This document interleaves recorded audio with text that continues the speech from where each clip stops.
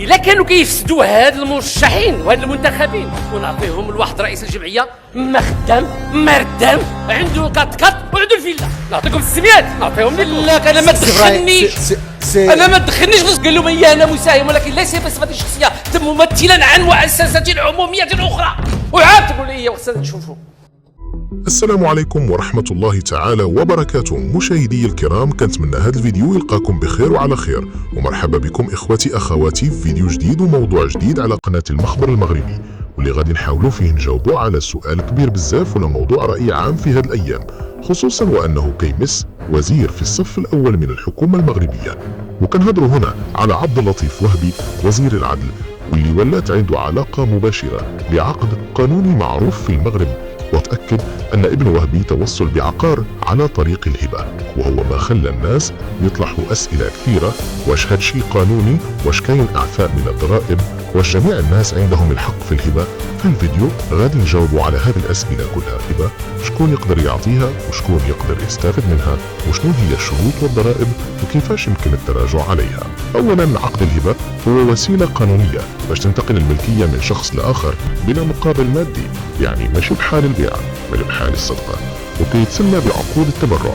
لكن الفرق ان الهبة غالبا كتكون موجهة للقريب بحال ولدك، مراتك او شي واحد عزيز عليك، وعكس الصدقة اللي ممكن تعطيها لأي واحد.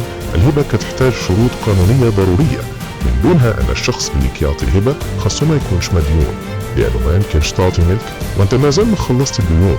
كذلك اذا بغيتي ترجع في الهبة خاص العقد ديال الهبة يتضمن بند يقول انه يمكن التراجع، وفي حالة وقعت لك أزمة صحية أو مالية تقدر تطلب تسترجع الهبة بشرط تكون وثائقك كاتبين هادشي. كذلك ملي كنهضروا على الضرائب، فالهبة اللي كتعطيها لأقاربك من الدرجة الأولى بحال الوالدين الأبناء، لكن إلا عطيتها لشي واحد خارج هذا النطاق فكيولي خاضع للضريبة. وكان حالات أخرى كتخلي التراجع عن الهبة مستحيل، مثلا إذا دار الشخص اللي خد الهبة شي تعيبات في العقار بحال زرع فيه أو بنى أو باع، هنا الهبة كتبقى نهائية. وكاين فرق كبير بين الهبة اللي فيها بند الرجوع والهبة اللي ما فيهاش.